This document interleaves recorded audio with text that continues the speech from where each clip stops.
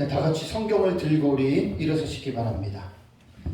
봉독해드릴 하나님의 말씀은 요한계시록 1장 1절에서 3절 말씀까지를 제가 봉독해드리겠습니다. 이것은 하나님의 말씀입니다. 예수 그리스도의 계시라. 이는 하나님이 그에게 주사 반드시 속히 일어날 일들을 그 종들에게 보이시려고 그의 천사들을 그 종 요한에게 보내어 알게 하신 것이라. 요한은 하나님의 말씀과 예수 그리스도의 증거 곧 자기가 본 것을 다 증언하였느니라. 이 예언의 말씀을 읽는 자와 듣는 자와 그 가운데에 기록한 것을 지키는 자는 복이 있나니 때가 가까움이라. 아멘. 아멘. 네, 앉으시기 바랍니다.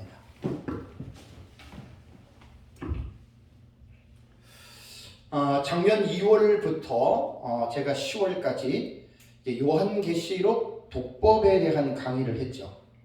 근데 그때 이제 요한계시록 독법이 22강자를 제가 했고요. 22강자를 했고 시간을 보면은 약 한 30시간 정도 제가 이제 강의를 했습니다. 네, 여러분들이 들어보셔서 알겠지만 요한계시록 독법에 대한 지식은 정말 중요합니다.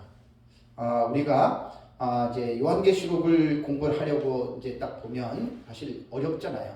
정말 기록될 때부터 지금까지 항상 요한계시록은 쉬운 책이 아닙니다. 정말로 어려운 책이기 때문에 이 어려운 요한계시록을 우리가 어떻게 읽어야 하는지에 대해서 많은 좀 공부를 하고 또 그러한 고민을 여러분 우리가 이제 가지고 있어야 됩니다.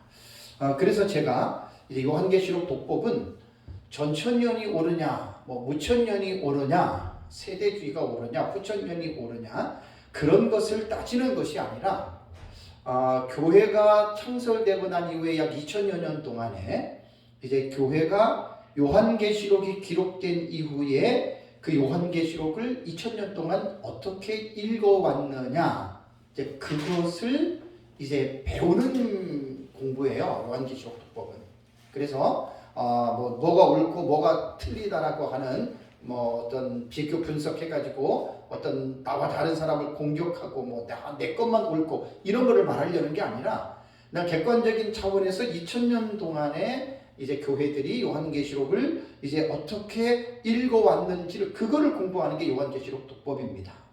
그래서 이러한 요한계시록에 대한 객관적인 지식을 우리가 이제 공부를 하면 이제 내가 지금 현재 알고 있는 요한계시록은 어떻게 어떤 시대에 어떤 사람들이 보아왔던 방식일까가 보이게 돼 있어요. 그래서 이러한 요한계시록을 공부할 때 처음부터 이러한 독법에 대한 공부를 하지 않고 사실 저도 그렇고 우리 모두가 다 그랬잖아요. 무조건 배운 거예요. 무조건. 어떤 사람에게 어떤 목사님에게 어떤 교수님에게 무조건 그냥 배워요. 첫째는 흰 말은 뭐고 붉은 말은 뭐고 검은 말은 뭐고 청황색 말은 뭐고 14만 4천은 뭐고 흰옷 큰 무리는 뭐고 천연왕국은 무천년에서 말하는 이 세상의 신약시대 기간이다. 아니면 전천년에서 말하는 예수님 재림 이후에 1000년 동안 이 세상에서 이루어진다. 이제 그냥 우리는 그렇게 배운 거예요. 그냥 비교 분석이나 객관적인 지식을 동원하지 않고 그냥 카더라 목사나 교수가 그냥 이것 이렇다 하니까 사실은 우리가 여러분 그렇게 배웠던 것입니다. 그래서 제가 요한계시록 독법을 작년 2월부터 10월까지 여기서 강의를 하면서 이제 책으로 이제 강의한 원고는 다 됐기 때문에 이제 그 책으로 지금 집필을 해야 되는데 여러분 기도 많이 해주시고 요한계시록 독법은 정말로 필요한 책이 될 겁니다. 모든 사람들에게. 그래서 제 책이 나오면 모든 신학교에서 아마 제 책은 꼭 써야 될 만한 그런 가치가 이유가 분명히 있습니다. 그래서 이제 요한계시록을 어떻게 읽을까? 어떻게 읽어야 하나? 이것이 요한계시록 독법이라고 하는 거예요. 그래서 큰 주제만 제가 간략하게 한 15분 정도 요것만, 왜냐하면 이건 2월부터 계속 제가 했던 내용인데 이제 제 강의는 실제적으로 오프라인에서 듣는 사람보다 이제 온라인에서 듣는 사람이 더 많기 때문에 이제 그런 사람들을 위해서 제가 이제 또다시 이제 반복을 또 하는 거예요. 요한계시록은 무조건 읽는 것이 아니라 객관적인 지식에 근거해야 되는데 첫 번째로는 묵시문학적으로 요한계시록을 알아야 됩니다. 그러니까 성경에 기록된 내용들이 인간의 언어로 기록이 되어졌기 때문에 문학적인 장르가 있어요. 시냐, 수필이냐, 소정시냐, 서사시냐. 예를 들자면 이것은 요한계시록은 묵시문학 장르에 속합니다. 그러니까 묵시문학적이라고 하는 내용입니다. 그래서 묵시문학적인 이 양식이라고 하는 말은 뭐냐면 우리가 요한계시록을 공부해서 알지만 요한계시록의 내용이 많은 내용이 거의 다가 은밀한 언어로 기록이 됐어요. 그 시크릿 랭귀지라고 그러잖아요. 은밀한 비밀스러운 언어로 기록이 되어졌기 때문에 그 본문을 우리가 상징의 기법으로 읽어야 될 필요성이 정말로 많은 책이 이것이 바로 여러분 요한계시록입니다. 그래서 묵시문학적인 장르에 대해서 우리가 기본적으로 공부를 해야 되는데 요한계시록 안에는 숫자, 색상, 동물, 식물, 지명, 물건 등 그 다음에 구약성경에 기록된 여러 가지 수많은 내용들이 구약성경의 계시들이 신약성경 요한계시록에 기록이 되어져 있어요. 그러니까 그러한 관계들을 잘 여러분 이해를 하고 읽어야 요한계시록이 어떤 책인지를 읽을 수가 있습니다. 두 번째는 뭐라고 했습니까? 해석학적인 구조를 분명하게 여러분 알아야 됩니다. 성경은 무조건 마구잡이로 읽는다고 되는 게 아니에요. 늘 말씀을 드리잖아요. 해석학적 구조는요, 텍스트를 읽을 때 문자로 읽어야 되느냐, 상징으로 읽어야 되느냐, 이거 하는 거 땅 같은 차이예요. 문자냐 상징이냐.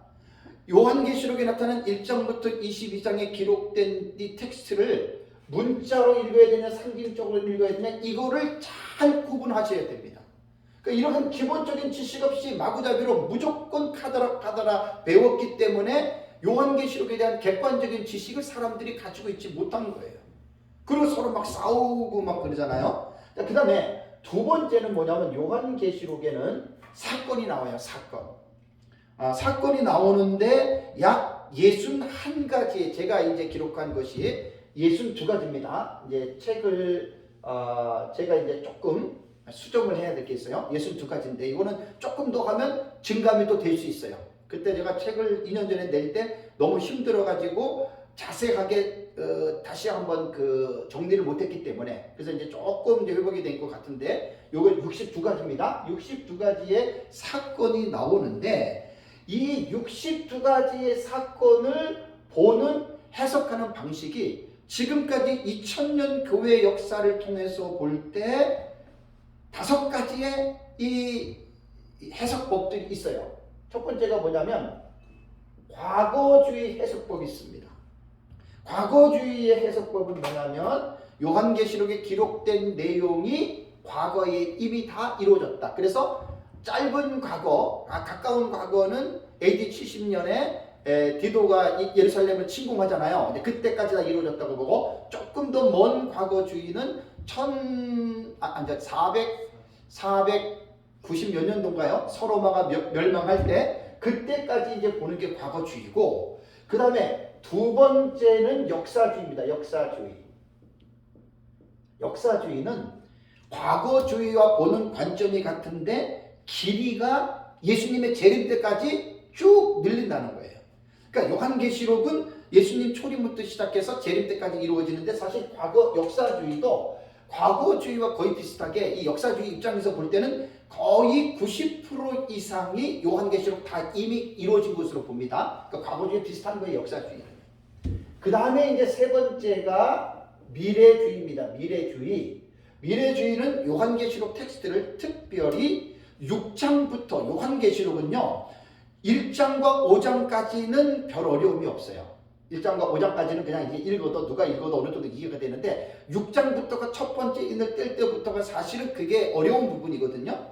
그러니까 6장 이후에 대한 이 부분들이 미래주의는 종말적 해석이라 그래요. 이거는 종말적 종말적입니다.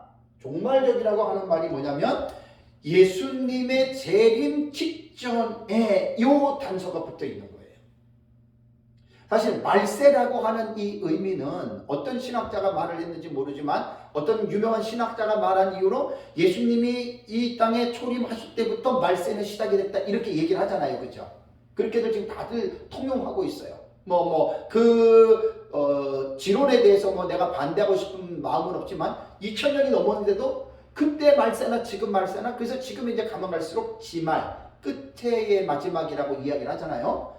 어쨌든 지금 미래주의는 예수님 재림 직전에 어느 시기에, 그러니까 이것은 보는 사람마다 차이가 있어요. 요 미래주의는. 그래서 미래주의는 정말 디테일하게 공부를 하지 않으면 세대주의와 역사적 전천년주의가 혼동이 됩니다. 이번에 제가 쓰는 책에는 아주 자세하게 이거는 미래주의는 제가 강의도 했지만 자세하게 이거는 제가 집어넣으려고 합니다. 그래서 미래주의는 예수님 재림 직전이고 네 번째가 뭐냐면 이상주의입니다. 이상주의는 뭐냐면 이게 무천년이 이제 이 해석을 하는 거예요. 요한계시록의 텍스트를 문자로 읽지 않고 상징으로 읽습니다. 이게 이상주의예요. 그러니까 보세요. 과거주의와 역사주의와 미래주의의 공통점이 뭐지요? 공통점은 한 가지의 사건으로 보고 이 사건이 일어나는 시기에 대해서 과거냐 역사냐 미래로 보는 공통점이 있는 반면에 이상주의는 하나의 사건으로 보지 않습니다. 시기도 과거냐 현재냐 미래로 보지 아니하고 교회에서 전 초림부터 재림까지 전 시기로 보는 것이 이게 이상주의 해석의 특징이에요. 다음에 이제 다섯 번째가 뭐냐면 종합주의 해석이라고 해서 절충주의입니다. 종합이 뭐냐? 과거, 역사, 미래, 이상을 전체 종합한 거예요. 그래서 각 사상에서 중요한 장점들을 모아가지고 한마디로 그냥 혼합한 거예요. 혼합한 거. 자, 그럼 누가 옳으냐? 이렇게 말하면 안 돼요. 그러나 지금 약 한 30년 그레고리 미래 주석에 보면 약 30년 이전부터는요. 우리 서구사회에서 요한계시록을 과거, 역사, 미래 이렇게 하나의 딱딱 특징으로 보지 않고 거의 종합주의로 지금까지 보고 있어요. 그래서 이제 제가 한 30한 5, 6년 전에만 해도 우리나라에서는 무천년, 전천년, 과거주의, 미래주의 상당히 논란이 대두가 됐는데 한 20년 전부터는 한국 교회 안에 신학계 안에 종말론에 대한 논쟁들이 거의 없죠. 그 이유가 이래서 그런 거예요. 이제 이렇게 봐요. 그러니까 이제 과거냐, 미래냐, 이상주의냐, 역사주의냐 이렇게 자꾸만 주장하지 말고 그냥 통틀어서 보자는 얘기예요. 통틀어서. 근데 종합주의와 절충주의는 제가 강의했을 때 말씀드렸지만 장점과 단점이 있습니다. 자, 그래서 이렇게 요한계시록을 공부를 해야 돼요. 근데 이게 말이 이렇지요. 1장부터 22장까지를 전체를 봐야 돼요. 1장에서 22장까지. 이게 얼마나 여러분 시간이 많이 걸리겠어요. 과거주의로 전체를 봐야 되고 역사주의로 봐야 되고 미래주의로 이상주의로 종합주의로 전체를 보려고 생각해 보세요. 평생을 연구해야 될 거예요. 그렇죠? 네, 이제 그 정도의 시간이 많이 걸린다 그 말입니다. 다음에 세 번째는요. 요거 이제 잘 기억하셔야 됩니다.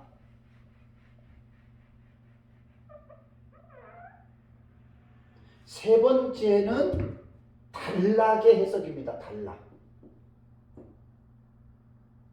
이게 참 중요한 거예요. 거의 사건에서 62가지에서 과거 이것까지는 대부분 이제 목회자들이 알고 있는데 단락의 해석법은 거의 모릅니다. 이제 일반 유명한 주석책에는 이게 한 파트의 구석에 조금씩 나오기는 해요. 근데 이제 저는 이거를 다 묶은 거잖아요, 지금. 요한계시록에 대두되는 내용들을 다 묶어서 지금 제가 강의를 했고 이걸 책으로 출간하려고 하기 때문에 근데 단락의 해석은 주석 같은데 웬만한 학자들이 조금씩은 터치를 하긴 하는데 단락이라고 하는 말이 뭐냐면 단어와 문장이 모이게 되면 그 모인 덩어리를 단락이라고 해요. 스트럭처라고 그러죠. 스트럭처는 구조. 그죠? 요거를 이제 덩어리라고 이야기를 하는데 이 한 단락 안에는 사건이 있을 수도 있고 없을 수도 있어요. 그죠? 어떤 사실을 서술을 해놨다고 할 것 같으면 사건 없이 그냥 쭉 해놓을 수도 있는 건데 한 단락 안에 사건이 하나 있을 수도 있고 두 개 있을 수도 있고 여러 개가 있을 수도 있지요. 그렇다면 요한계시록을 이해하려면 반드시 이 단락의 해석을 하는 것이 이게 사실은 요한계시록을 이해하는 첩경이 되는 거예요. 이게. 그렇다면 요한계시록 6장부터 19장까지가 요한계시록이요. 1장에서 5장까지가 사건이 11가지 사건이 나옵니다. 11가지 사건. 이거 좀 더 단락으로 계산해 보세요. 6장부터 19장까지가 44가지가 나옵니다. 20장부터 22장까지가 7가지가 나옵니다. 그러면 62가지의 사건으로 볼 때 이것은 제가 정리한 거기 때문에 보는 사람의 입장에 대해서 증감이 있을 수가 있습니다. 제 책에 보면 이 내용이 다 나와요. 그래서 저는 이제 요한계시록의 단락을 볼 때 단락 안에 담겨져 있는 사건들이 1장부터 22장까지 총 62가지의 사건이 나온다라고 제가 이제 제 책에는 써놨습니다. 자, 그렇다면 2000년 동안 기독교 역사 가운데에 이제 특히 이제 6장부터 22장까지가 제일 중요한 거예요. 해석은 1장부터 5장은 별로 어렵진 않아요. 그러면 그 6장부터 22장까지를 2000년 동안 교회들이 단락을 어떻게 읽어왔느냐? 첫 번째가 점진적인 해석법으로 읽었어요. 점진적이라고 하는 말은 6장부터 기록된 순서대로 사건을 이해하는 방식이에요. 그러니까 첫째인, 둘째인, 셋째인, 넷째인 쭉 하면 순서대로 일어나요. 6장이 일어난 다음에 7장의 사건이 나오고 7장이 일어난 다음에 8장이 나오고 요게 이제 점진적인 이제 해석법인데 거의 대부분이 이런 생각을 하고 있어요. 두 번째는 뭐냐면 반복적 해석법이 있어요. 요 반복적 해석법은 뭐냐면 요한계시록의 특징이 뭐죠? 세 가지 7 시리즈죠. 7인, 7 나팔, 7 대접이 나오는데 7인의 내용이 7 나팔로 모양을 바꾸어서 계시했다. 또 7 대접은 7인을 나팔로 또 대접으로 모양을 바꿔서 했다. 그러니까 뭐죠? 같은 내용의 계시를 반복적으로 기록을 했다. 요게 반복적 해석법이에요. 제가 지금 강의하는 거는 뭐가 옳고 뭐가 그러다 그걸 말하려는 게 아니라 2000년 동안에 기독교 교회가 요한계시록을 이렇게 읽어왔다라고 하는 것을 제가 말씀드리는 거예요. 세 번째는 뭐냐면 전진하는 반복법이에요. 이거는 점진법도 아니고 반복법도 아니고 두 가지의 유형을 믹스한 거예요. 그러니까 요한계시록에는 순서대로 기록되는 점진적인 방법이 이 내용이 있을 수도 있고 또 하나는 점진적인 내용 가운데에 반복적으로 이렇게 게시되는 부분들이 있다. 이게 전진하는 반복법에 대한 이러한 해석입니다. 다음에 네 번째가 뭐냐면 교차대꾸법입니다. 교차대꾸법은 뭐냐면 키아즘 구조라 그러죠. 키아즘 구조예요. 이 키아즘 구조는 유대인들이 성경을 본문을 보는 단락을 보는 텍스트의 구조인데 상당히 이것은 우리가 공부를 해야 됩니다. 상당히 일리가 있고 성경 전체 구약 본문 신약 본문 전체 이렇게 보는데 요한계시록도 이렇게 교차대꾸법으로 1장부터 22장까지를 이렇게 보는 방법이에요. 참 특이한 방법입니다. 다음에 다섯 번째 방법은 점진적 평행법입니다. 이 점진적 평행법은 프로그레시브 패럴렐리즘, 점진적 이 평행법, 이거는 핸드릭슨 있잖아요. 무천년의 주경학자 핸드릭슨이 요한계시록을 정리한 방식인데 초림부터 재림까지 있잖아요. 그러니까 1장부터 22장을 어떻게 했냐면 책에는 자세하게 제가 이게 나옵니다. 이게 1장부터 22장까지를 7가지의 단락의 구조를 봐요. 그래서 초림부터 재림까지를 1장부터 이렇게 딱 계시록을 구분을 했어요. 그러니까 이런 쪽으로 논리적으로 볼 때는 상당히 호감이 가는 법입니다. 이게 이제 점진적 평행법이라고 이제 무천년 핸드릭슨의 책에서 나온 거고 무천년주의자들은 거의 대부분 요거를 이제 따라갑니다. 이거를. 다음에 이제 6번째가 뭐냐면 동경과 삽경의 상호 교차 구조입니다. 요한계시록 안에는 본경이 있고 삽경, 막간계시가 있다. 그래서 단락 해석에서 본경과 삽경이 상호, 서로 교차, 어긋나는 거예요. 그러니까 이게 이제 성경을 단락의 구조는 뭐냐면 6장부터 22장까지의 내용을 내용상 구조라고 그랬죠, 제가. 그죠? 내용상 구조로 볼 때 연대기적으로 이 내용을 이해하는 방식을 말하는 거예요. 이게 사실 어려운 방법입니다, 이게 지금. 제일 쉬운 게 점진적 반복이에요. 그냥 기록된 대로 일어난다. 이제 이렇게 이제 요한계시록을 단락의 해석법이 지금 이제 이런 식으로 이루어지고 있기 때문에 이런 부분들에 대해서 우리가 잘 여러분 이해를 해야 됩니다. 다음에 이제 세 번째가 뭐냐면 신학적 읽기입니다. 묵시문학적으로 읽어야 되고 해석학적으로 읽어야 되고 세 번째는 요한계시록을 제대로 이해하려면 신학적으로 읽어야 되는데 신학으로 볼 때는 주경신학 다 강의했던 내용이죠. 두 번째가 조직신학, 세 번째가 역사신학, 네 번째가 실천신학입니다. 자, 제가 지금 강조하는 게 지금 뭐냐면 요한계시록을 어떻게 읽어야 하느냐. 무조건 읽는다고 요한계시록을 알 수 있는 게 아니잖아요. 그죠? 그래서 이 요한계시록을 우리가 어떻게 읽어야 하냐면 묵시문학적인 장르로 읽어야 되고 해석학적인 구조에서 텍스트, 사건, 단락을 어떻게 해석하느냐. 신학적 해석에서 1장부터 22장까지 주경신학적으로 그 본문을 다 이해해야 되고 조직신학적으로 그 다음에 이제 계시록에 나타난 사건을 이해해야 되고 역사신학적으로 이제 2000년 교회가 어떻게 이루어왔느냐를 우리가 그 텍스트라든가 주제라든가 봐야 되고 실전신학적으로 목회를 하면서 우리가 성도들에게 어떻게 요한계시록을 우리가 실전신학 입장에서 가르쳐야 되느냐 바로 이 부분을 말하는 거거든요. 이게 제가 요한계시록 독법에서 제가 강의했던 내용입니다. 이렇게 요한계시록을 객관적인 학문과 지식을 수반하지 않고 무조건 요한계시록을 읽으면 요한계시록을 내용을 어떻게 알겠어요? 그리고 공부도 안 하고 카더라라고 배워가지고 그냥 목사든 교수든 누가 이거는 이런 것이다라고 이렇게 말을 해서 듣고만 있으니까 자기 것만 아는 사람이잖아요. 그죠? 그러니까 이렇게 자기 것만 아는 사람들은 사실은 다른 사람들과의 관계에서 상당히 문제가 생깁니다. 왜냐하면 자기와 똑같이 아는 사람들을 만나게 되면 얼마나 기분이 좋겠어요? 근데 자기와 똑같은 사람들 거의 없거든요.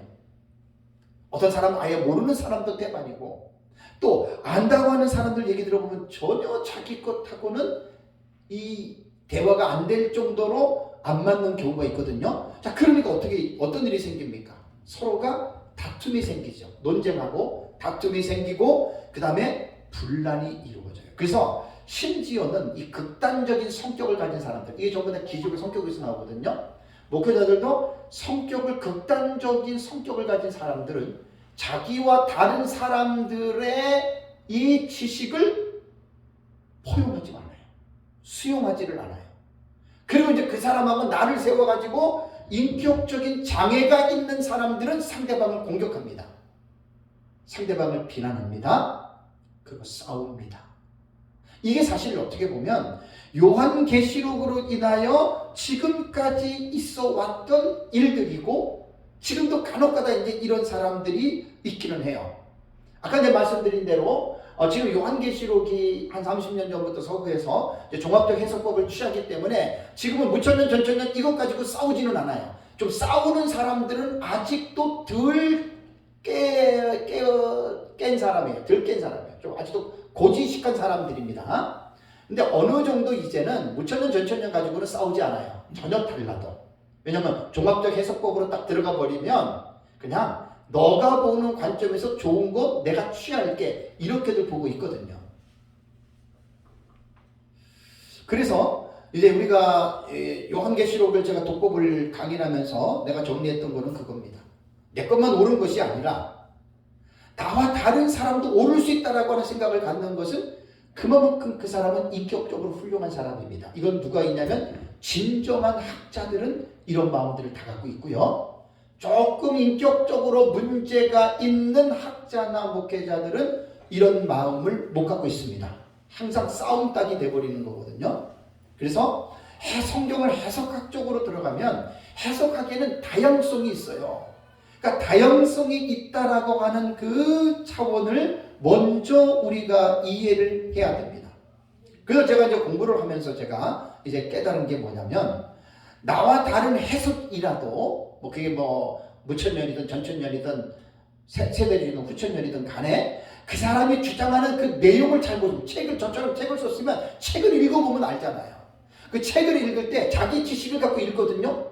나랑 안 맞아. 그 사람은 조금 멍청한 사람입니다. 책을 못 읽는 사람이에요. 왜? 자기 기준으로 책을 읽잖아요. 책은 그렇게 읽는 게 아니에요. 내 기준을 내려놓고 이 책을 쓴 저자가 어떠한 의도를 가지고 이 책을 썼을까를 이해하는 게 진짜 그 사람이 책을 잘 읽는 사람이에요. 정말 우리 주변에 책을 잘 읽는 사람들 그렇게 많지 않습니다. 이건 나랑 다르네, 이건 나랑 다르네, 그럼 나랑 달라, 그럼 이 책은 틀린 거야. 이렇게 보는 사람은 정말 무식한 사람입니다. 우린 그렇게 하면 안 됩니다. 그래서 나와 다르더라도 그 사람이 주장하는 것이 성경적으로나 신학적인 입장에서 타당하다면 나와 다르더라도 그건 인정하는 거예요. 이것이 학자들이 하는 일입니다. 그래서 학자들이 나와 달라도 그 사람이 주장하는 그 내용을 쭉 살펴보면서 그것이 어느 정도 성경적으로 신학적으로 일리가 있어서 그 학문적으로 인정해 주잖아요. 그거를 제가 여러분 강조를 하는 겁니다. 그래서 내 것만 알고 또 내 것만 옳고 나와 다른 사람은 틀리고 이런 생각을 가진 사람들은 그런 생각들을 버리고 모든 지식을 다 알고 배우는 넓은 마음을 갖자라고 하는 것이 제가 요한계시록 독법을 정리하면서 내린 결론입니다. 물론 이단과 사이비들의 주장까지 우리가 포용하자는 말은 절대로 아닙니다. 그 오해하시는 거는 정말 그 사람이 조금 제 말을 이해하지 못하는 못 알아듣는 사람입니다. 이단과 사이비의 사상까지 우리가 받아들이자는 말이 절대 아니에요. 왜냐하면 이단과 사이비들의 주장은 논리성과 체계성이 신학의 체계성이 떨어지잖아요. 그러니까 그건 이단과 사이비들은 말도 되지 않는 이제 그러한 것입니다. 사실은요, 이게 종말론 사상 그러면은 전천년과 무천년의 대립이잖아요. 전천년에서 분화된 게 세대주의고 무천년에서 분화된 게 후천년이잖아요. 그러면 전천년과 이 무천년은요, 종말론만 빼놓고 거의 성경을 보는 게 같습니다. 물론 일부 극단적인 세대주의자들은 이제 언약신학적인 차원에 들어가면은 개혁신학에서 조금 다른 부분들이 일부 극단적 세대주의 많이 나옵니다. 거기는 제외하고 거의 전천년하고 무천년은요, 종말론을 보는 이사야서 본문을 보는 어떤 이사야 65장이라든가 33장 11장이라든가 그런 부분에서만 천년왕국을 보는 개념만 다를 뿐이지 사실 똑같아요. 그게 개혁신학을 가진 사람들이 그렇다는 이야기입니다. 만약에 종말론도 다르고 하나님 나라 사상이나 언약신학이라든가 모욕론이라든가 성경신학이라든가 조직신학에서 만약에 다르다면 그건 다른 거예요. 저도 역사적 전천년의 종말론 신학을 갖고 있지만 개혁신학을 갖고 있는 사람들, 무천년자들하고 종말론하고 다른 파들 들어가면 거의 다 똑같아요. 거의 다 똑같아요. 그러니까 제 얘기는 뭐냐면 각을 세워서 나와 다르다고 해서 싸우거나 비난하고 정죄하지 말자. 저는 그걸 지금 강조하는 겁니다. 폭넓게 겸손하게 내 것만 알지 말고 상대방의 것도 배우라는 거예요. 그래서 제 책을 보면은 제 책의 장점이 그거잖아요. 내 것만 옳다라고 말하는 거 아니라 내 것만 쓴 게 아니라 중요한 요한계시록 안에서 일어나는 사건들 가운데에는 제가 객관적으로 여러 가지 책들을 가지고 누구는 이렇게 보고 이렇게 보고 이렇게 보고 그 대부분 사건들의 그걸 제가 다 기술을 했잖아요. 그게 제 마음이라고요. 그 책을 잘 읽지 못하시는 분들은 그거를 간파를 못하시는 거예요. 그래서 제가 작년 11월과 12월에는 2월부터 10월까지는 요한계시록 독법에 대한 강의를 제가 하고 그러고 나서 제가 11월부터 뭔 강의를 했냐면 그렇다면 내가 보고 있는 요한계시록은 어떤 것이냐 그걸 제가 강의를 해왔던 거예요. 11월달 12월달 그리고 이제 1, 2, 3월달은 제가 에베소서 강의를 뜬금없이 했잖아요. 그죠? 에베소서 강의를 하고 그 지금은 이제 이어지는 건데 이어지는데 3개월의 텀이 있었기 때문에 제가 한번 다시 요거를 정리하고 그리고 이제 또 다음 시간에 우리가 지금 공부하고 있는 방식을 제가 여러분들에게 말씀을 제가 드리려고 합니다. 자, 작년 11월과 12월에는 저는 그렇잖아요. 배울 때 저도 이렇게 객관적으로 배우지를 못했어요.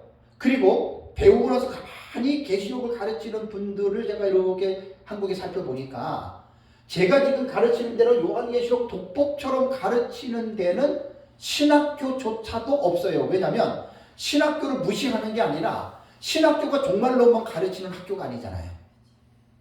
그 요한계시록을 가르친다라고 하는 거는 3년 동안 신대원에서 정말로 중요한 시간이긴 한데 요한계시록을 가르쳤다라고 하는 건 교수의 재량으로 가르치는 거지 특별히 요한계시록만 딱 떼가지고 공부하는 것은 정말 힘듭니다. 그것도 자세하게 시간 때문에 할 수가 없어요. 그래서 요한계시록의 독법, 요한계시록을 어떻게 읽어야 하느냐라고 하는 이제 이 부분에 대해서 나는 요한계시록을 이렇게 본다라고 말할 때 그냥 마구잡이로 내가 말하는 게 아니에요. 마구잡이라는 말이 뜻이 알죠. 이것저것 따지지 않고 막 말하는 거예요. 뭐 첫째 흰 말은 뭐고 붉은 말은 뭐고 뭐 13만 4천은 뭐고 뭐 흰옷 큰 무리는 뭐고 첫째 나팔은 뭐고 무조건 얘기를 하는 거예요. 이건 조금 조심들 하셔야 됩니다. 목사님들 정말 조심하셔야 됩니다. 그건 조금 무식한 거예요.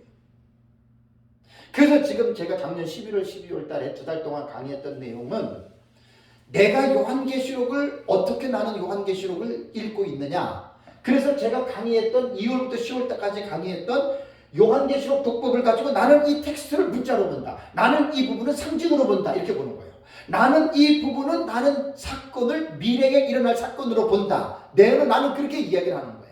그리고 이 단락을 해석을 할 때 나는 이 단락에 있는 이 내용을 나는 본경과 삽경의 상호 교차 구조로 나는 해석한다. 그러니까 제가 믿고 있고 제가 가르치는 것은 자랑이 아니라 신학적으로나 성경적으로나 분명한 지식에 근거하고 있다는 이야기예요. 내가 전천년을 믿는다고 무천년을 잘못했다고 말하고 싶진 않아요. 그러나 무천년주의자들에게 당부를 하고 싶은 말이 있어요. 어떤 교수가 얘기를 했기 때문에 뭐 천년왕국은 신약세 전체 이렇게 말하지 말고 당신이 알고 있고 믿고 있는 그 사실을 요한계시록 독법이라고 하는 이 지식의 체계 속에서 당신이 체계적으로 한번 말해보자. 전 그걸 강조하는 거예요. 전천년주의자들도 무조건 카더라 뭐 예수님 제일하면 천년왕국이 있다 이렇게들 말씀하지들 마시고 그렇게 이 땅에 예수님이 재림하면 이 땅에 천년왕국이 있다라고 하는 것들을 역사신학적인 입장에서 주경신학, 조직신학, 직접신학 입장에서 그거를 논리적이고 학문적이고 신학적인 체계를 가지고 말하자는 이야기입니다. 제 얘기는. 그래서 종말론을 이렇게 학문적으로 신학적인 지식적인 체계가 없이 대부분이 그렇게들 배웠단 말이에요. 지금도 그렇게들 가르치고 그렇게들 배우고 있고 그러니까 이제 그것 때문에 지금 문제들이 얼마나 많이 일어나고 있습니까? 내가 너무나 안타까웠어요. 요한계시록 독법이라고 하는 거는 꼭 목사님들 요한계시록 공부하기 전에 독법 먼저 공부들 하셔야 돼요. 그래서 관심 있는 분들은 작년 제가 2월 달에 우리 대한해설 성서연구원 유튜브에 2월 달, 3월 달에서 10월 달까지 강의를 22강좌를 들어보시면 제 강의 깊이 있게 다 이해할 수가 있습니다. 그리고 나면 무천년이냐 전천년이냐는 자기가 보는 입장이고 해석하는 관점이에요. 그러면 자기가 보는 대로 믿고 가면 돼요. 대신에 자기와 다른 사람하고 싸움질하지 말자는 거예요. 제 얘기는. 그럼 신사적인 사람이 됩니다. 이거 요한계시록 가지고요. 이단과 사이비들의 특징이 뭔 줄 아십니까? 요한계시록 모르면 구원 못 받은 거야. 나랑 틀리면 너는 틀린 거야. 이렇게 말하고 심지어 이단이라고 그러잖아요. 신천지가 그러잖아요. 신천지가. 참 무식하고 답답한 사람들입니다. 요한계시록은 그렇게 공부를 하는 게 제가 지금 자신있게 내가 요한계시록 독법을 요번에 책을 쓰면서 제가 강조하는 이유는 뭐냐면 무엇이 옳고 그르고를 떠나서 2000년 동안 요한계시록이 기록된 이후에 도대체 요한계시록을 어떻게 읽어왔느냐 그 객관적으로 그 공부를 하자는 거예요. 여기는 모든 사람들이 100% 다 찬성할 것 아닙니까? 그래서 여기에서 내리는 결론이 그렇다라고 하는 말입니다. 자, 이제 요한계시록 1장과 5장은 별로 어려움이 없습니다. 읽으면 그냥 읽혀집니다. 요한계시록은 6장부터가 어려운 겁니다. 부천년이든 전천년이든 세대주는 부천년이든 6장부터가 제일 어려워요. 특히 19장까지 내용이 제일 어려워요. 20장, 21장, 22장은 별로 어렵지 않아요. 20장 천년왕국을 빼놓으면 별로 어렵지 않습니다. 그래서 제가 부탁드리고 싶은 거는 요한계시록을 무조건 읽지 마세요. 모릅니다. 이런 지식 없이 읽어버리면 소설 씁니다. 소설. 그러니까 요한계시록 이단과 사이비들이 종말론주의자들이 거기 빠져버리는 거예요. 그래서 요한계시록을 읽을 때에는 모든 성경이 마찬가지로 성경의 전체적인 흐름과 맥락의 근거에서 읽어야 됩니다. 맥락이라고 하는 우리말의 표현은 사물이 서로 이어져 있는 관계나 연관되어 있는 부분을 연관이라고 하거든요. 이 얘기가 뭐냐면 구약 39권 신약 27권에서 요한계시록이 성경에 위치하고 있는 위치가 66번째, 신약 성경 27번째, 구약 성경부터 하면 66번째 맨 끝에 위치하잖아요. 그러면 맨 끝에 위치하는 책을 요한계시록만 딱 떼내가지고 요한계시록을 이해할 수 있다? 절대로 아닙니다. 절대로 아닙니다. 요한계시록만 딱 떼어내가지고 요한계시록을 보는 사람은 100% 요한계시록이 무슨 책인지 모릅니다. 성경의 맥락에 근거해야 됩니다.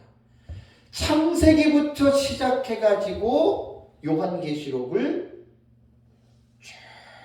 유다서까지 요한계시록을 성경 66권의 전체적인 흐름 속에서 이 요한계시록을 여러분 읽어야지 됩니다. 거기에 제가 아까 말씀드린 대로 신학적 해석에서 주경신학, 조직신학, 역사신학, 실천신학 입장에서 요한계시록을 읽어야 공부를 해야 비로소 요한계시록을 건전하고 올바르게 공부할 수 있다라고 하는 게 제 주장입니다. 특히 요한계시록 6장 이후부터는 정말 심사숙고해서 읽어야 됩니다. 난 정말 부탁드리고들 싶어요. 특히 요한계시록을 가르치시는 분들이 꽤 있는데 난 이거 정말 부탁하고 싶어요. 당신이 요한계시록을 가르칠 때 신발이 뭐다 이렇게만 가르치지 말고 그 전체적인 지식을 무시하지 말고 객관적으로 말씀을 가르치라고 난 부탁하고 싶어요. 여기저기. 뭐 유튜브에서 보면 요한계시록 가르치는 사람들 시간이 없어서 다는 못 보는데 가끔 보면 정말 너무 마음이 아파요. 와, 어떤 사람들은 이단과 사이비 같은 사람도 너무나 많이 있어요. 그런 사람한테 요한계시록 배우면 위험합니다. 그렇게 배우면 안 됩니다. 객관적으로 합리적으로 배워야 됩니다. 자, 계시록 6장 이후를 올바르게 이해하기 위해서는 두 가지의 기본적인 틀을 제가 강조했어요. 자, 이게 뭐냐면 우리가 성경을 볼 때 무조건 보면 안 돼요. 그 신학적 입장과 전제라는 것들이 있거든요. 그런 것들을 알아야 성경을 쉽게 이해하기 위한 도구란 말입니다.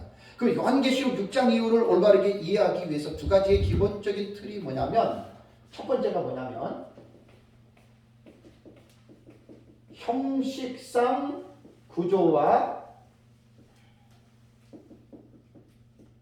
내용상 구조에 대해서 먼저 공부를 하셔야 됩니다. 이거 다 강의를 했던 거잖아요. 형식상 내용은 뭐죠? 1장부터 22장까지 기록된 순서대로 1장부터 쭉 이해를 하는 거예요. 그래서 뭐 우리는 하도 공부를 해가지고 사실 요한계시록 책 없어도 우리는 다 머릿속에 다 들어와 있잖아요. 1장이 무슨 내용, 2장이 무슨 내용, 6장에 6가지 인 나오고 7장에 14만 4천가지 흰옷 입은 금머리가 나오고 8장에 7째 인이 떨어지고 그 다음에 그 기도를 그 천상 보좌에 쏟는 장면이 나오고 그 다음에 이제 첫째 나팔에서 넷째 나팔까지 나오고 8장 13절에 공중에 날아가는 독수리 화가 나오고 9장에 보면은 5번째 나팔과 6번째 나팔이 나오고 10장에는 이제 사도 요한이 두 증인에 대한 그 대행적 계시로서 이제 두루마리를 받아먹는 게 나오고 11장에는 두 증인이 나오고 그 다음에 11장 15절에 보면은 이제 7번째 나팔이 불리는 게 나오고 그 다음에 이제 12장은 이제 그 헤롯 입은 여인의 계시가 나오잖아요. 그죠? 그리고 이제 거기서 용과 사탄과의 싸움이, 용과 이제 여인과의 싸움에 대한 게 12장이고, 13장에는 바다에서 올라오는 짐승과 땅에서 올라오는 짐승, 14장에는 이제 날아가는 새 천사의 이제 외침과, 그 다음에 이제 거기에 나오는 게 또 이제 그 두 가지의 추수에 대한 내용이 나오죠. 땅 예리한 낫으로 땅에 이제 그 곡식을 추수하고 포도송이를 추수하는 거. 그 다음에 15장 1장에 1절에 들어가면은 이제 7번째 나팔에 대한 사실이 조금 더 비춰지면서 불이 섞인 유리바닷가가 15장 2절에서 4절 나오고 그 다음에 이제 7번째 나팔이 뭔지에 대해서 6절부터 이제 8절까지 나오고 16장에 들어가면은 그 16장의 내용이 첫째 대접에서 7번째 대접까지가 16장에 다 나와요. 17장이 음녀장이고 18장이 이 세상을 심판하는 장이고 19장이 천연왕국에 대한 예언을 하고 그 다음에 이제 6번째 대접에 예수님 재림했던 아마겟돈 전쟁 나오고 20장에 천연왕국 나오고 우리는 성경이 없어도 그냥 머릿속에 다 이게 술술술술술 나오잖아요.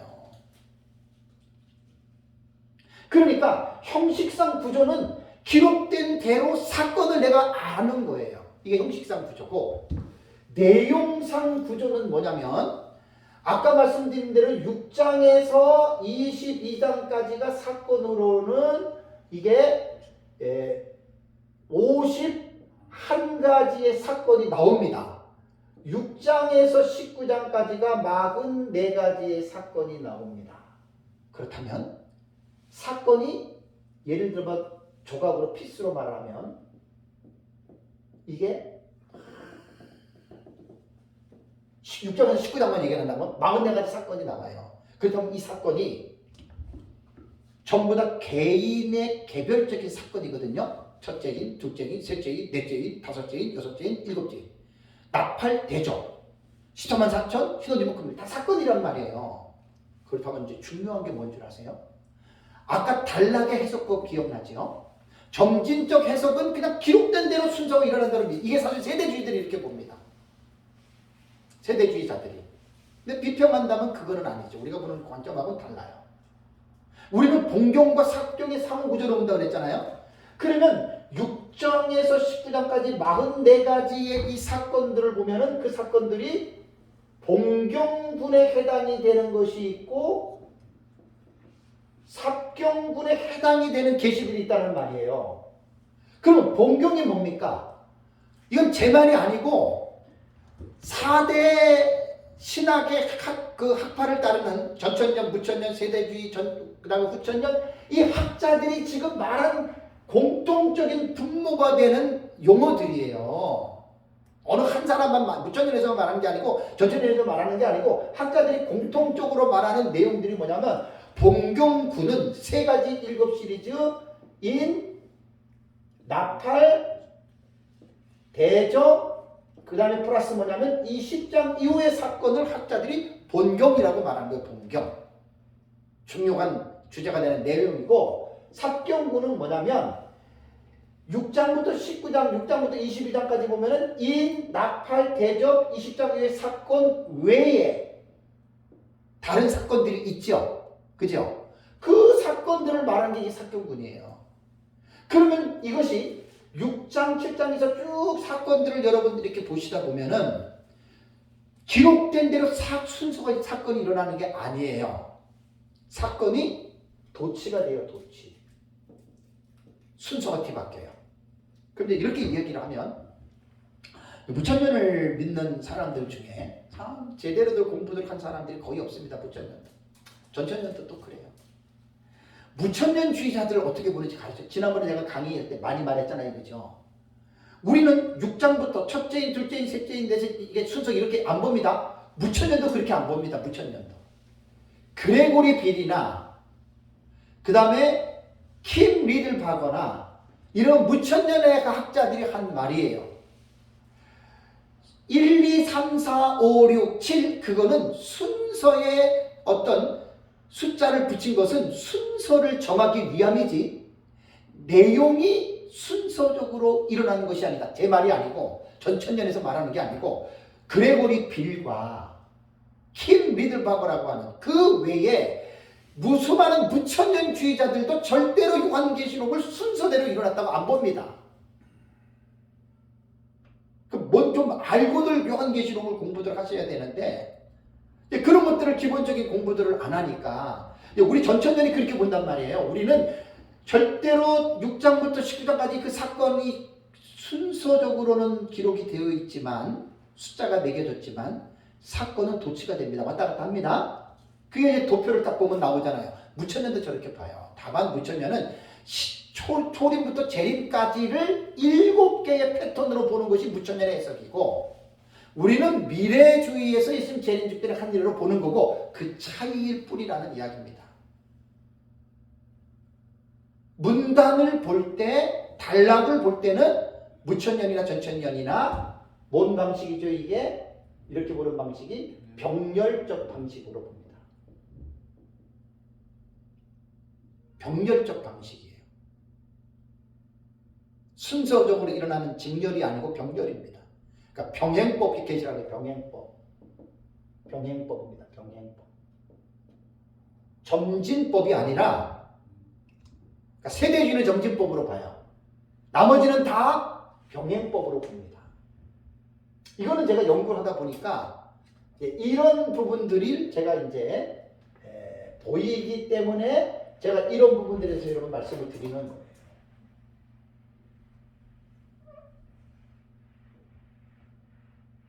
내용상 구조라는 게 이런 뜻이거든요.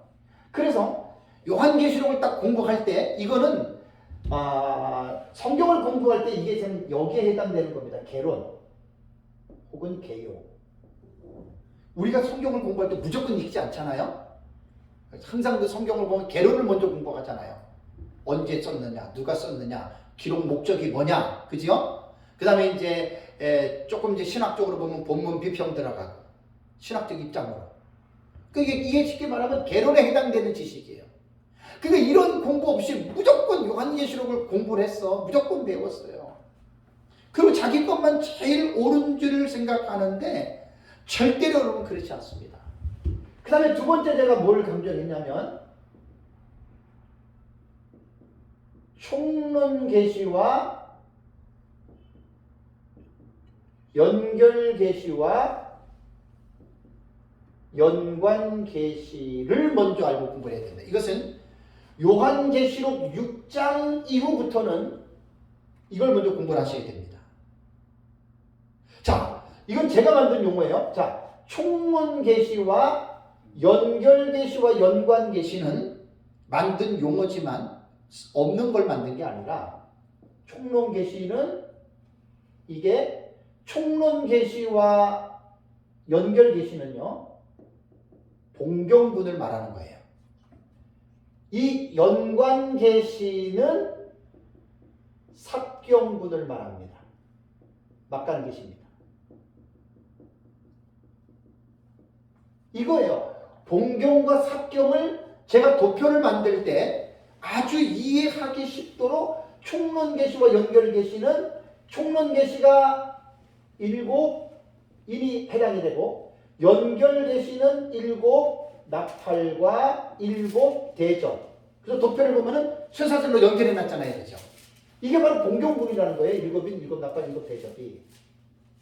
그 다음에 이제 삽경분은 7인, 7 나팔, 7 대접 외에 6장부터 19장에 들어가는 나머지의 계시들, 제가 이번에 책을 쓰면은 전부 다 다시 새롭게 정리해서 사건들도 몇 장에 몇 가지 사건이 나오고 그걸 내가 다 책에다가 내가 쓸 겁니다.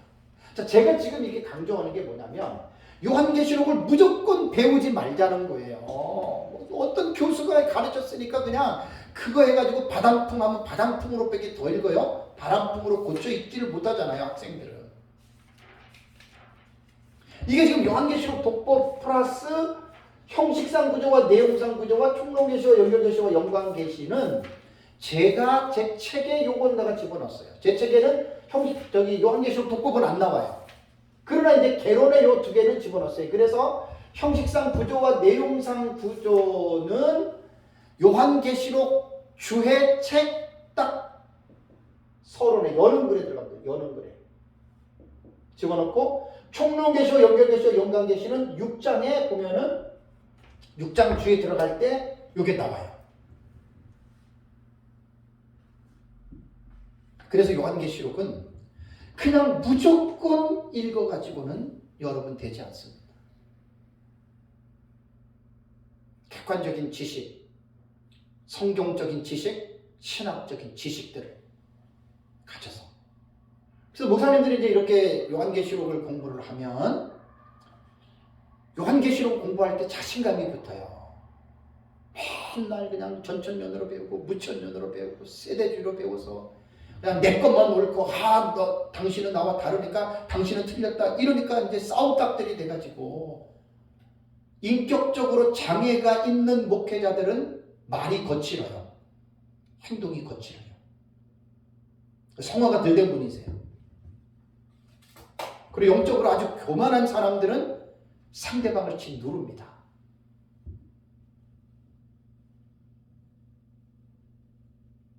그러니 요한계시록을 이렇게 독법적인 지식을 가지고 객관적으로 요한계시록을 배우지 않으면 그러니까 사실 요한계시록이 이래서 어렵다는 거예요. 신천지의 주무기가 요한계시록이라 그랬죠. 신천지의 주무기가 요한계시록이에요. 그러니까 한 30만 명 이상의 기존 교인들이 신천지로 전부 다 흡입돼서 그 사람들은 교회를 다닐 때 전천년이든 무천년이든 담임 목사로부터 요한계시록을 제대로 배운 사람 한 사람도 없다고 나는 봅니다. 한 사람도 없다고. 왜냐하면 한 사람이라도 전천년이든 무천년이든 요한계시록을 분명하게 공부를 했다면 신천지에서 가르치는 요한계시록에 절대로 안 넘어갑니다. 수십만의 사람들이 넘어갔다라고 하는 이야기는 기존 교회에서 목사님들이 성도들에게 전천년이든 무천년이든 요한계시록을 체계적으로 자세하게 가르쳐 본 적이 없다는 거예요. 그래서 제가 목사님들을 만나면 늘 물어보잖아요. 목사님은 교회에서 요한계시록을 성도들에게 가르쳐 봤습니까? 거의 요한계시록 1장부터 22장까지 새벽 시간이든 주일날을 하는 사람들은 거의 없지만 그렇게 가르쳐 본 사람들은 거의 없어요. 왜냐하면 요한계시록을 모르셔서 못 가르치는 겁니다. 전천년이든 무천년이든 못 가르쳐요. 그리고 자기도 지식이 없으면서 신학교 다닐 때 학장이 전천년이면 전천년이 옳다 그러고 무천년이면 무천년이 옳다는 말만 해대요. 말만. 그러니 성도들이 요한계시록을 담임 목사로부터 다른 성경을 강해 설교를 하든 주의 설교를 하든 다른 성경을 배웠던 것처럼 요한계시록을 배웠더라면 최소한 신천지의 요한계시록 때문에 넘어가는 일은 없다는 이야기예요. 목사님들이 안 가르쳐요. 제가 옛날에 우리 교회에서 그랬어요. 요한계시록을 나도 무식하니까 모르니까 성도들한테 뭐 성경은 다른 거를 하는데 요한계시록 못 가르치니까 요한계시록 괜히 또 내 자신이 그 자신이 뭐 이렇게 느끼는 게 있잖아요. 그래가지고 어떨 때 성도들 앞에 칼빈도 그렇게 유명했던 그 장로교 목사들이 그러잖아요. 존 칼빈도 그렇게 유명했던 신학자도 요한계시록 주에 안 썼거든요.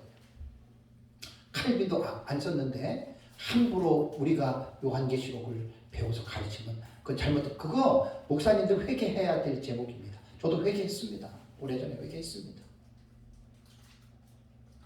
요한계시록을 제가 독법이라고 하는 지식 안에서 배우면 시간이 좀 걸려도요. 되게 재밌어요. 절대로 어려운 책이 아닙니다. 어떻게 배우는지를 모르기 때문에 계속 어려운 거지, 제대로 깨달은 선생한테 요한계시록을 배우면 절대로 요한계시록은 어렵지 않습니다. 아주 흥미진진한 스릴과 서스펜스가 넘치는 그것이 바로 여러분 요한계시록입니다. 근데 목사님들이 안 가르쳐. 요한계시록 설교하면 뻔합니다. 막 14만 4천은 뭐고, 두중이는 뭐고, 휘어지면 큰 무리는 뭐고, 흰말은 뭐고, 그래가지고 카더라를 배운 거 가지고 성도들을 가르치고 겁주고 혼란에 빠지게 하고, 그게 요한계시록을 배웠다는 사람들이 하는 말입니다. 그런 사람들은 차라리 요한계시록을 모르고 설교 안 하는 게 좋아요. 잘못 배워가지고 요한계시록 가지고 성도들을 겁주고 성도들에게 혼란을 일으키는 경우에는 차라리 안 배우는 게 나아요. 왜? 요한계시록 모른다고 지옥 가지 않아요. 절대 그렇지 않아요. 이단과 사이비들은 그렇게 얘기하잖아요. 장차 될 일을 모르면 지옥 간다고. 그러니까 그렇게 이단 소리 듣는 거예요. 요한계시록 모른다고 지옥 가는 일은 없습니다. 제대로 배워야 된다 그 말입니다. 제 얘기는. 올바른 지식 가지고 배우면 요한계시록은 전천년이든 무천년이든 서로가 다르지만 서로가 싸움을 하는 구도가 아니에요. 아, 나는 이렇게 보는데 당신은 그렇게 보는군요 라고 하면서 성경을 좀 더 볼 수 있는 프레임 자체를 넓혀주는 거예요. 목사님들이 좀 신사적인 인격을 가지셔야 됩니다. 성령의 9가지 열매에서 자비 있잖아요. 자비라고 하는 이 단어는요, 자비보다는 친절로 이해하는 게 훨씬 낫습니다. 좀 친절들 하셔야 돼요. 성령이 충만하신 분들은 좀 입장이 다르다고 해서 막 사납게 안 합니다. 친절하게 합니다. 그게 자비입니다. 그게. 저도 그렇고 우리가 요한계시록 알아봤자 뭐 얼마나 압니까? 정말 어려운 내용입니다. 성경에서 가장 어려운 파트가 종말론이고, 요한계시록이 그렇게 어려워. 그 조그마한 것 가지고 마치 다 아는 것처럼, 그러니까 이제 그 빈수레가 요란하다고, 변은 이것으로 고개를 숙이는데, 조금 요한계시록 배워가지고 이제 그것 가지고 이제 마치 지가 다 아는 것처럼 자기와 다르면 막 비판하고 정죄하잖아요. 그죠? 그래서 그런 거예요. 그러면 안 돼요.